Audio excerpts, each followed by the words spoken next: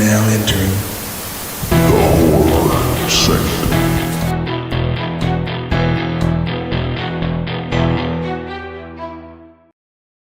Hello, and welcome back to the Horror Sanctum Podcast. I'm Jay with John and Kellen, and you can probably guess what movie we're going to be chatting about today, but we're not alone.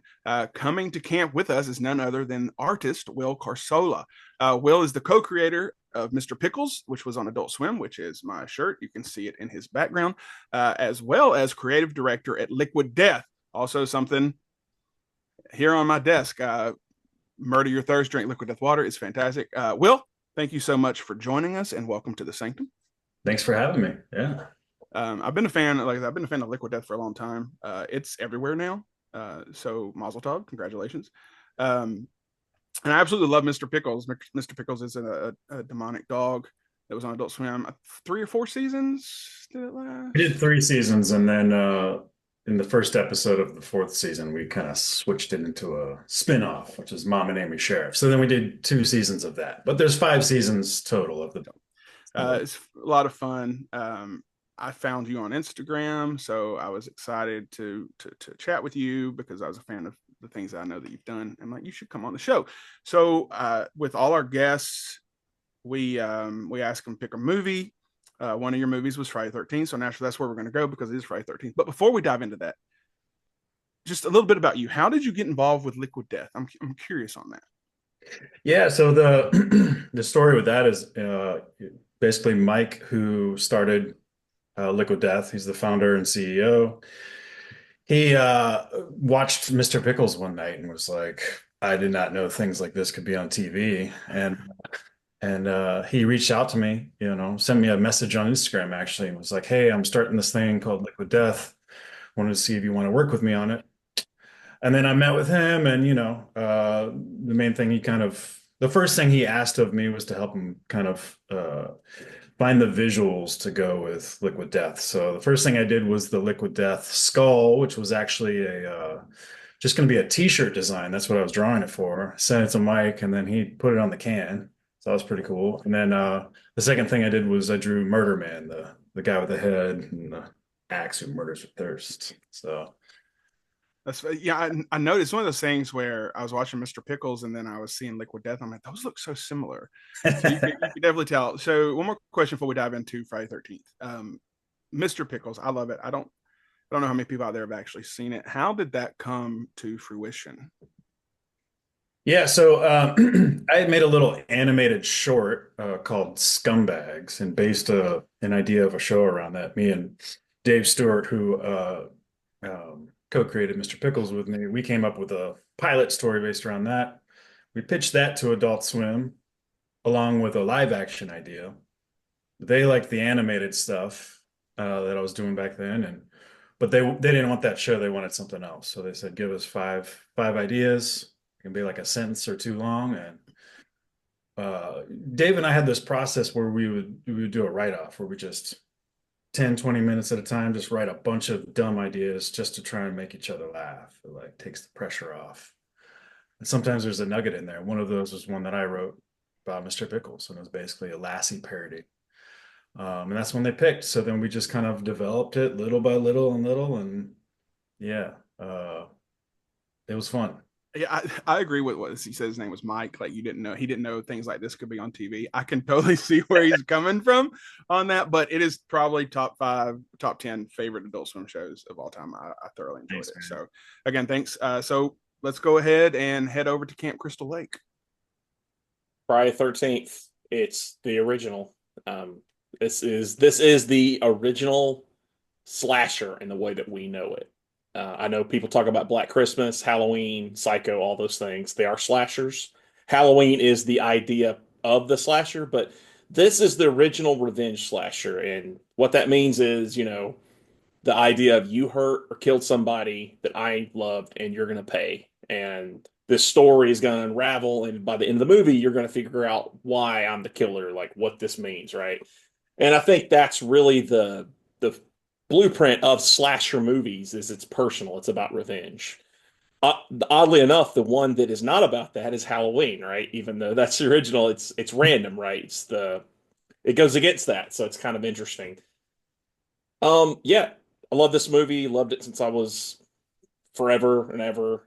First saw, I think I want to say I saw part two or part one on Joe Bob's Monster Vision. And I recently watched the 4K of this last year, and that was just kind of eye-opening because you see so much of the effects you don't need to see. You see Tom Savini's hands at the end acting like Mrs. Voorhees. You see Mrs. Voorhees hiding in the cabin. You can kind of see her walk into a cabin in a shot, and you can see blonde hair. And I never could see that before the 4K. I never saw that on TV or anything. And I'm not sure in the theater, if you watch this in 35 millimeter, if that's something they would have wanted you to see. I don't think they would. I think that's just technology's advanced so much that we're unfortunately uncovering the magic so much that in a way it kind of hurts it, right? Some people don't like 4K and 8K for this reason. I always something about this movie that I thought forever, and I still kind of think it, and I've never really been proven wrong, is that spoilers, we know that Mrs. Voorhees is the killer, but I've always thought that Jason is in this movie.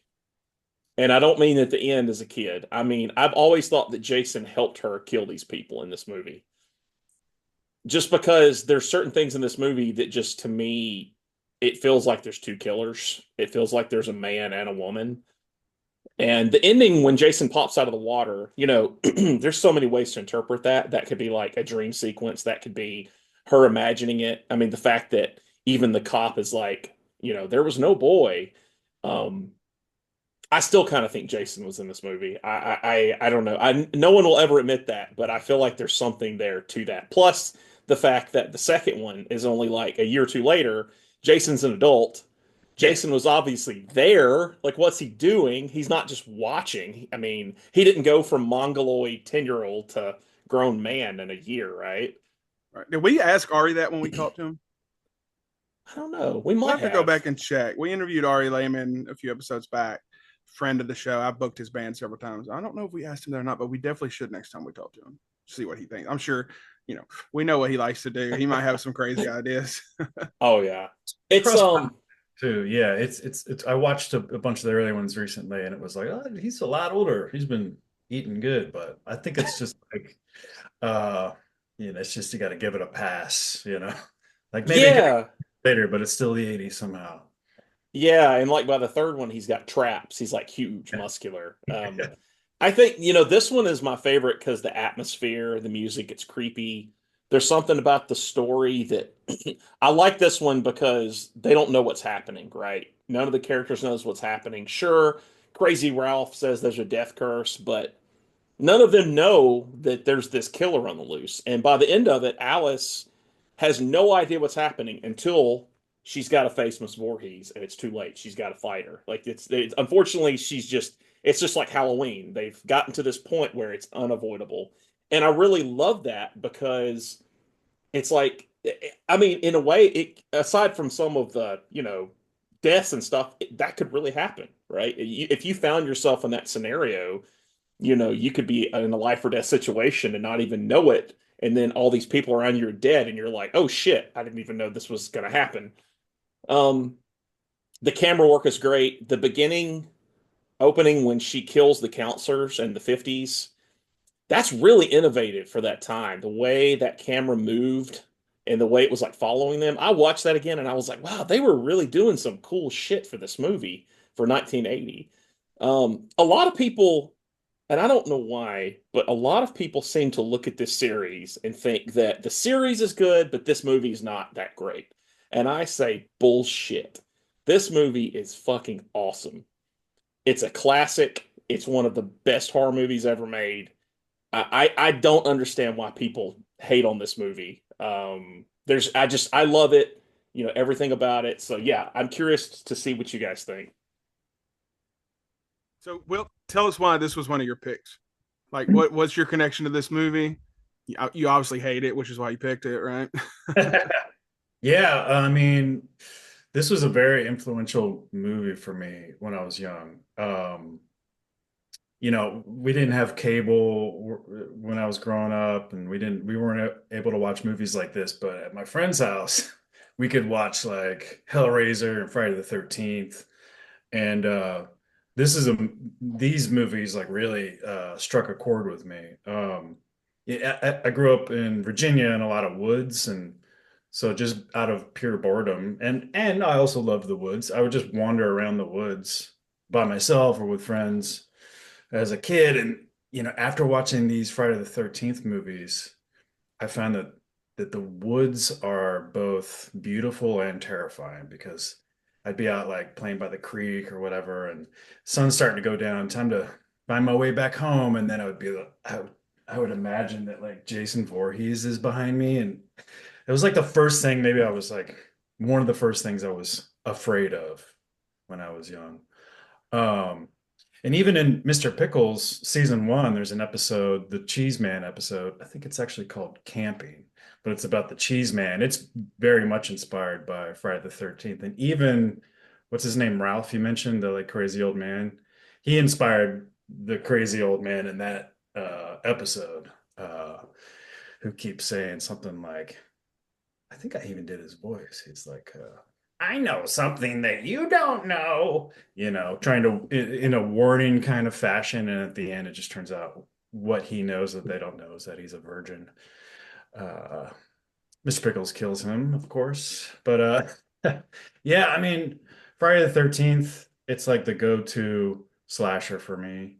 A lot of my stuff over the years has been inspired by Friday the 13th. And I just love I love any movie with woods, and this is like a great, set of horror movies set in the woods. And yeah, it's just like, it's the basis for so many other movies that have come from it. And, it's inspired a lot. People, including myself. Yeah, I am known for shitting on everything. Let's get that out there. I am the one who crapped on Texas Chainsaw Massacre, the original. So I am not averse to controversy. Quick shameless plug: if you ever need a cheap voice actor, please hire me. Anyway, so I love this movie. I love it. It is like John said. I looked it up because I was like, is there a slasher, a true slasher that is earlier than this? And general consensus, of course, nobody is ever going to fully agree unless there was just a specific movie.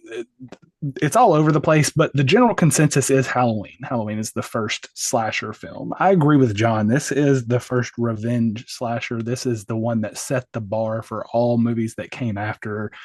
Scream doesn't exist without this movie. And it is there's more to it. Like Halloween is just Michael Myers is a deranged killer. That's all you can say. There's no backstory unless you go to Rob Zombie's movies and they try to build a backstory. But in the original Halloween, there's no backstory. This kid just has a desire to kill, and he becomes an adult that continues with that desire to kill. Loomis says as much. In this one, this is PTSD at its worst. Pamela Voorhees is still broken because her son died, and she portrays it so well in the movie because she's not killing these kids for revenge for herself. She's doing it because the voice in her head is her son wanting revenge. She's enacting the revenge that her son desires because he was taken from her. She's gone mentally. She's no longer Pamela Voorhees. She is a vessel for the revenge that her son Jason will never get to have. Spoilers, he does later. but this is the definition of a motivated slasher. Like, I'm going to kill you because of XYZ. And that's what makes it so much more compelling than other movies. I was thinking about it. Texas Chainsaw Massacre is mentioned. I don't consider Texas Chainsaw Massacre a slasher. It is a horror film that you don't really see a lot of slashing. It's more about the mental aspect of it when they're torturing her at the dinner table. It's more psychological. And I got to thinking, if you really look at it, Leatherface isn't a slasher. He's doing what his family wants him to do. He's the butcher. He's the one that prepares the meat for them. To him, he's not killing people. He's slaughtering hogs. I mean, if you really think about the original Leatherface, he's just doing what, because you see a little bit of it in 2 when he starts to sympathize with the girl. It starts to see her as a person and less, just a slab of meat that needs to be processed. Psycho is also brought up as an original slasher. I can't call that a slasher because one woman gets stabbed in a shower. It's not really a slasher. It's a deranged person who kills this one woman, and then we see the buildup of what's going to happen, and that's the suspense. It's more of a suspense movie than a slasher. So yeah, I think this quantifies. You could almost say that it took what Halloween did and developed it more, gave more substance to it, taking nothing away from Halloween. Halloween is a close to perfect horror film. You could probably go ahead and say it's perfect. I think I gave it 4.5 or 5 when we rated it. I think the general consensus was 5, if not 4.5. But this movie is fantastic, and they do something that we've talked about before. A lot of movies get lost in the weeds. The pacing of this movie is so good. You get that initial kill out of your system. Then you get to, like John said, you get the backstory, a little bit of the backstory. There's murders have happened at this camp. Here's the murders. Someone's trying to reopen the camp. Another girl dies. Guess what? Whatever caused these murders is still here. There's still an entity or a person that is attached to this place that wants to cause harm. I think the plot twist is phenomenal, and I think you can actually look globally and locally. So locally, you look in the movie, the plot twist that it wasn't anybody that we've seen. It's the mother of the child who drowned, that we find out through her storytelling. We think that she's here, she's shown up, and that she possibly is there to save her. And then the switch flips and she's in murder mode. She's explaining why she's doing what she's doing. We start to see the picture of what's going on and why it's happening, which is such a great reveal. And then globally, if you think about it, the biggest twist of all time, this entire franchise is based on Jason Voorhees. And aside from John's theory that he's in this, he's not in this movie as the killer. So everybody thinks Friday the 13th, you think hockey mask Jason. That doesn't happen till 3. He doesn't show up as the true killer till 2. The first one is the mother. And most people, if you're not aware, if you've never seen it and you've got in your head this picture of what Friday the 13th is, you're either going to be really bummed out when you watch this, or you're going to be completely shocked, because it is such a twist, especially considering the franchise as a whole. Even the picture behind me alludes to kind of Jason Voorhees's frame. It's, if you take Jason from Friday the 13th 3, that's kind of what he looks like. So size wise, so I think that's something that they did that was very neat. It was very, you can't even really say that it's original. They just did it in such a good way. Because that reveal, we've seen the twist reveals before. Even go back to Psycho, the twist reveal that the mother in the window was never alive, that she was dead the whole time. So twists are not new. They just used it in a very unique and very original way, and I really enjoyed that. Speaking of Psycho, the music in this movie, everyone remembers the but if you listen to the soundtrack for this film, it's very reminiscent of Psycho's, with the high-pitched violins and the strings.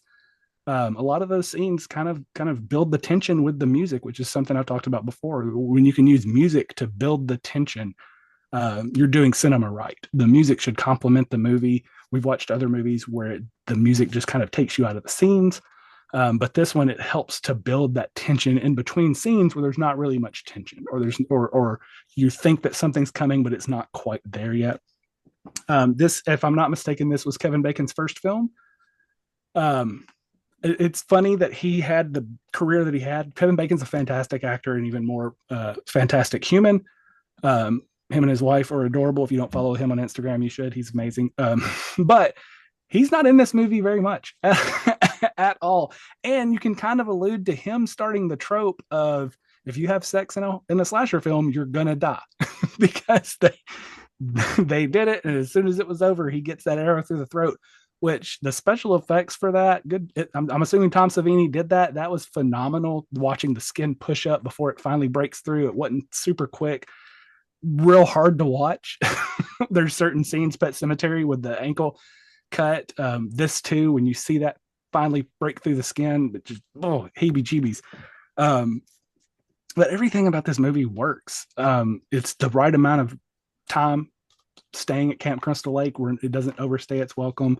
The ambiguity of the ending that's setting up a possible sequel, which obviously we had multiple movies. This movie is fantastic. I don't know anybody. If you love horror, I don't see how you could not like this movie. That being said, I'm about to break everybody in the room's heart with my next statement. All right, let's move on to. This is the only Friday the 13th movie that I have seen beginning to end. I've never seen a single other Friday the 13th movie, unless you count Freddy versus Jason. I've not seen all of 2. I've not seen all of 3. Anything after Freddy Goes to Manhattan or Jason Goes to Manhattan, Jason in Space, I've not seen any of them. This is the only movie I've watched all the way through. I've seen clips. Okay. I couldn't tell you what any of the movies are about. I couldn't tell you what the plot, premise, anything was. I know that your Zoom did a thumbs up. We're all, everybody else is doing thumbs down right now. But yeah, I love this movie. Great pick, and it was real fun to watch it again. It's also the only movie that I've watched with my wife, who said that we didn't watch, and I 100% know we watched it together when we were dating. I am shell shocked that you haven't seen any of the other ones, like especially like I own them on Blu-ray because that was when we were like Will had said, like we couldn't watch them at home, but we would go to our friend's house. Mine was Josh Keesling. That's where I watched everything, and that's where I saw like Jason Goes to Hell, movies like that. Leslie Jordan's in that one. It's fantastic. Man, that blows my mind. We're gonna have to hang out and just do a marathon. Corey Feldman ones. Those were my favorites. I always mix up which ones they are, but I believe there were 2 with him in there. Yeah. Right? Yeah. Those are the ones I watched the most when I was a kid. Part 2 is one of the best. Part 2 is so great. It's close to part 1. I agree. And I love the bag, like the sack. That's my favorite version of Jason. So we've already talked about the twist. It's probably one of the best twists in horror, if not all genres. Which remind me of I made my mom watch it last year. She has a cabin up in Gatlinburg, and it's about 20 minutes outside Gatlinburg, but just surrounded by a wooded area, only house around, up on a hill. So we should watch something. I wanted to watch Hush, Mike Flanagan. Because my mom stays up there by herself a lot while my stepdad is down here working on a house. But she's a scaredy cat. But we made her watch this because it's really not scary, right? Like the first couple of times when you're younger, sure, but it's really not a scary movie. So she went into this thinking the entire time that Jason was the killer and he was going to be there, and she just kept like, "Is that guy supposed to be Jason? Is Kevin Bacon Jason? Is sorry, cat in the way." She was waiting the entire film for Jason to show up, and I love that, and that's why this is such a good twist. It also blows my mind that people still don't know that. We play trivia all the time, and for holidays and other things we do, I make trivia for everybody. And there's always going to be horror on there because that's what I love, and I always ask that question, and it amazes me all the time how people don't realize that to this day. I love like I said, I love the ending. I love the jump scare. Met Ari through some channels. He was at a convention when I was in Chicago or Cincinnati, and we were hanging out with some friends, and he was doing the same. I'm like, can we please, like, this is my wife's trip, but can we please just go meet Ari while we're here? Like, that's all I ask. I brought my Friday 13th. I have more signatures of Ari Lehman than any person, and it's not even close to whoever's in second. But so we met him. I was like, he was playing a show with his band. Will, have you listened to them? You said First Jason. What is it? It's First Jason because he was in fact the first Jason Voorhees. So it's Ari's. He plays guitar, and all songs are Friday the 13th related. I don't know about it. That sounds awesome. Check it out. I mean, he's doing okay. I've booked him 3 or 4 times now. But he's got a song with Ice Nine Kills. Like, he's doing okay. And it's fun. He's such a showman, but he's such a nice guy. But I met him. I'm like, you're on tour. If you ever want to come to Nashville, let me know. Because at the time I was booking music down here. And he's like, yeah, man, here's my email, blah, blah, blah.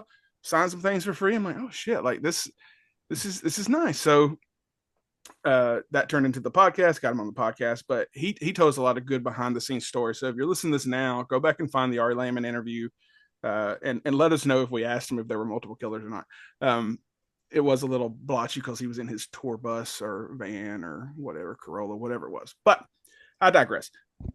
This is God tier, right? I think when we did Halloween, which was our first ever episode, I said God tier. There's a few movies that are God tier. That one, this one, The Faculty. No, I'm just kidding. Faculty is like right under God tier. But anyways, Ernest Scared. Which one? Ernest Scared Stupid. Nice. Yes, Very cool. absolutely. That let me tell you something. That is one of the scariest movies I ever watched as a youngin. Those trolls creep me the fuck out, man, and they still do. And John, you said they're in Tennessee. Yeah, that was filmed like 30 minutes from us. Yeah. So I still think we should make a documentary where we go search out those costumes from that and Killer Clowns like that. That's our break right there. Anyways, yeah. I think this is one of those movies. I think it's been repackaged more than maybe Halloween 2, but like I can count 4 different versions of it I have in my vicinity, and like they just keep putting out every year. Let's put a new cover on it. Someone's going to buy it. There's people that probably have every version of it. So when you have that many DVDs, Blu-rays, Laserdiscs, all that, like you know you're doing something right. I absolutely adore this movie. It's a movie I want to show people. Which, like I said, I showed my mom. I don't know if I ever finished that story because we got saturated, but she flipped out when it was Pamela Voorhees. She's like, what? And like, that was so fun for me just to see that in real time. But it's just so perfect. And Kellen, you talked about the pacing. The pacing was so good. The movie's $1:35. That's like the sweet spot. Like $1:25 to $1:35. That's how long a slasher should be, you know? I think that's one of the knocks we give Terrifier is because it's 2 hours plus, and to me they don't necessarily feel that way, but they are. Slasher shouldn't be that long. You said we also, I think John and Kellen both said spoilers, and we laughed. But like I said, there are people who don't know this twist. Like, it's nuts. So we apologize. We should have said that in the beginning. But again, if you're following us, listen to us, you already know this movie. Will, you said talking about not being able to watch this at home. I wasn't able to watch this at home either. So I went to a friend's house. We watched everything, but it reminded me of a local comedian we have here. His name's Nate Bargatze. Are you familiar with him at all? Yeah, very funny. So he's from right down the road from where I am. And I think it was his last special. It was one of his last 2 specials, but he has a joke where he goes over to a friend's house. He his parents were very Christian. He goes over to his friend's house and they put in Friday the 13th. And the joke is like, they put it in, he stands up and he's like, guys, I don't think I'm supposed to watch this movie. And like the mom comes down, like they all freak out. She's like, it's okay. It'll be fine, blah, blah. He's like, actually, it's not. I called my mom. She's on her way right now. Like, that's how it was back then. And I appreciate that you had that like I did. And like I said, Josh Keeling was my guy. Like, I watched everything with him. Before we close up, and I didn't mention this in the beginning, Will, we do give a ranking out of 5 stars. So we're going to go around and say what we give this movie out of 5. I have a question for you. Did you like In a Violent Nature? Oh, Have you yeah. seen In a Violent Nature? Yeah, that was cool. Yeah. I mean, it's Friday the 13th, right? Yeah. Unhinged, with Minion mask is what we call it. It reminded me of a Minion, but since you like the woods and thing, I figure you would probably like that movie too. So, all right, that's gonna be it for me. So let's go around and give our rankings. Fuck it, I give it a 5. Like I said, it's God tier for me. It's always going to be that way. Some movies, like we just did the End of Days episode, although this episode is coming out before that episode, but look out for End of Days. It's coming the 30th. But I said, when I saw that in 99, I was like, this movie's fucking awesome. Like, I love this movie. And then I watched it yesterday and I'm like, this movie sucks, but like, there are movies out there that our perspective changes negatively, right? This is not one ever. Like, between us, we've probably seen it over 100 times, right? It's never going to go down in quality. Even with the 4K release and you see Miss Voorhees and the hands, it doesn't diminish the film. When you said that, it made me think, some movies shouldn't be on 4K. Trauma, Toxic Avenger, looking at you, even though I have them. But anyways, I give it a 5 for sure. John? Yeah, it's hard with these god tier type movies. Like, I think the perfect horror movie is still Texas Chainsaw Massacre. That's probably the best ever. That or Jaws. Or X? Or X? Or oh god, or X, yeah. I So, like X. so But just for clarification, Will, when we did our Texas Chainsaw Massacre, Mr. Kellen, he said that X is a better film than Texas Chainsaw Massacre. So we kind of had it at him a little bit. So yeah, it's hard. I mean, I love this franchise, love the series. Um, I don't know. I want to say it's right at about a 4.5. It's almost perfect, but that being said, this is my favorite horror franchise ever. So yeah, 4.5. all right, what about you, Will? Yeah, it's tricky. I mean, just going through like the top movies in my head, The Shining's always number one. Evil Dead 2 is always number two. And number Nice. three is always fluctuating somewhere between like Friday the 13th or Texas Chainsaw Massacre. And love Texas Chainsaw Massacre, but Friday the 13th is much more influential to me. Even though Texas Chainsaw Massacre is too. And with this first one, when I was a kid, it was my least favorite, you know. So it's probably one of the ones that I've watched the least. I did just watch it recently, and it was way better than I remembered when I was younger. But because it is a great horror movie, it's the foundation for everything that comes from it. When I think of Friday the 13th, I don't think of just one of the movies. I think of them as like a whole, or maybe at least the earlier ones until he goes to New York, which is cool too. But I like him in the woods. I think I gotta go with Friday the 13th is probably my number three favorite, and I'll give it a 5. All right, Kellen. Yeah, so like I said, I own the first 8 films, and it's still in the plastic because I haven't opened it because DVD players or Blu-ray players aren't a thing that I own.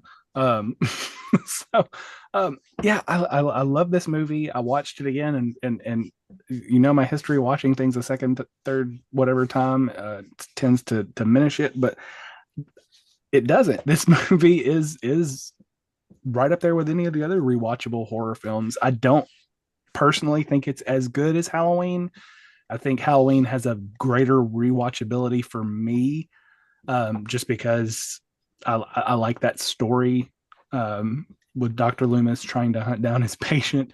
But this movie's fantastic, and I watched it again today and wasn't bored. That's huge. If you can make a movie where you can watch it another time and not be bored, that's great. The one knock, and this is just me being petty in this whole movie, is how easy Pamela Voorhees was to knock out. She gets knocked out 3 times in this film from a single blow. It's like every time that girl hits her, she's like, "Ah!" and she's out cold. I'm like, okay, I think you could have come up with something else to do. Granted, that whole fight scene between her and the girl is fantastic. The fact that she's just keeps struggling for her life to get away from her. But I mean, come on, at one point you've got to knock her out and then just keep wailing on her. I mean, you cut her head off in the end, which is, we didn't talk about. That's such an amazing visual where she's grasping where her head would have been as the camera fades out. That's such an incredible way to murk the killer in a film. So I'm with John. I don't think it's a 5 for me, but I think 4.5 is fair. It's right up there with the best. You could put this against just about any great classic slasher film and not be disappointed. So yeah, 4.5. It's like that 4.7.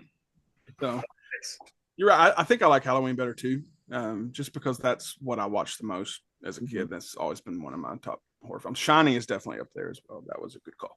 I knew we would get along. All right. That's going to be it for this episode. Be sure to subscribe to our YouTube channel, to wherever you're listening to this podcast. Follow us on Instagram. Follow us on TikTok while you still can. Amazon Music. We have a playlist featuring music and guests from the show. I feel like I'm missing one. Oh, on Facebook, we have a group called the Horror Sanctum where we talk about horror, share stories, all that fun stuff. All right. Will, thank you so much again for taking some time with us. We really appreciate it. You want to tell everybody where they can find your work or anything else you got going on? Yeah, thanks for having me. Yeah, you can follow me on Instagram at Will Carsola, and I just put up a website recently, willcarsola.com. Selling some art every once in a while. It's sold out right now, but I'm gonna put some stuff up on there soon, and I got some hats and shirts coming up. But yeah, drink liquid death. Make sure not to have sex in the woods, or you will get. We didn't even talk about your film you did for Liquid Death. Is it Dead Before Dawn? What was it called? Dead Till Death. Dead Till Death. I watched that. It was a lot of fun, and you can see where your influences come from there as well. You know, it takes place in the woods. Check that out too. All right, go follow us. How often do you update your art, by the way? Because I went on there the other day. I'm like, oh, everything's sold out. I'm about to put up something next couple days actually, so I can get some stuff out for Christmas. Nice. Thoroughly enjoy your artwork and enjoy Liquid Death. Enjoy Mr. Pickles. Enjoy this conversation. So thank you again. Signing off. I'm Jay with John, Kellen, and Will Carsola. And until next time, keep it spooky.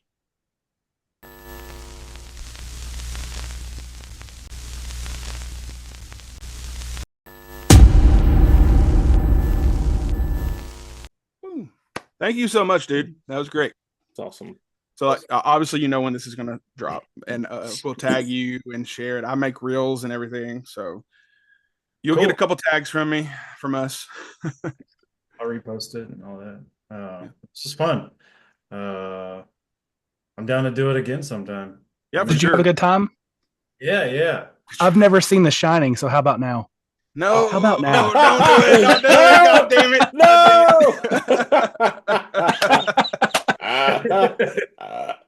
You got to do it. Have you not seen The Shining? I've never seen it. No, You weren't on that we did an episode? episode on it, but I missed it. Oh, okay.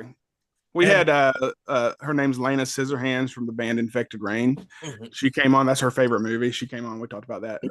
I had forgot you hadn't seen that, you little asshole. You got to see the Corey Feldman Friday the 13th episode. Oh yeah, because like I feel like you can't even say I give Friday the 13th this rating if you haven't seen those. Maybe it's just me, but I feel like the ones with Corey Feldman or the ones in that area, like 3, 4, 5, I forget which ones they are. And you've met Feldman. We're buds. So here's what we should do then. If you're willing to come back, what if we just go down the franchise and then we have to make him watch it? Yeah, there we go. Jason is so scary in part 4. He's like the most menacing, I feel like, in that movie. Which one's the one where he freezes the woman's head and then smashes it? That's Jason X. I think, yeah. When all the franchises thought they had to go to space. Yeah. But it also has the slumber bag scene, which is one of my favorite kills that he's ever done. So yeah. Jason, you wouldn't know about Friday the 13th is with Jason with the hockey mask. Like that's just how I grew up with it. And I know a lot of people think of, I think that might be the reason I think Halloween is a better film, in my opinion, is just because we have Michael Myers, we have the masked killer in that one, and he's so iconic, and you don't really get Jason yet. Yeah. Well, I think it's hard to dress like Pamela Voorhees for a con. Like, I love Sean Cunningham, but John Carpenter is like, I mean, he's a master, right? Okay. Sean Cunningham, I think, is a good filmmaker, but I think that's definitely Friday 13th is like his best movie of the ones he's done, I think. I watched Dark Star today. John Carpenter's Dark Star. Mm-hmm. It's terrible. I don't even know. I don't know if I've seen it. I think it might be his first movie. It's on Peacock and it's on the website. But I'm like, I watched it. It's so boring. Like George Clooney, Solaris boring. Like I couldn't do it. So all right. Well, we don't want to keep you any longer. Again, appreciate it. We'll tag you. And then we'll holler at you when you see if we can get you back on sometime. Do it again. It's fun. Thanks, guys. Thanks, sir. Cool. Thanks for coming on. See ya.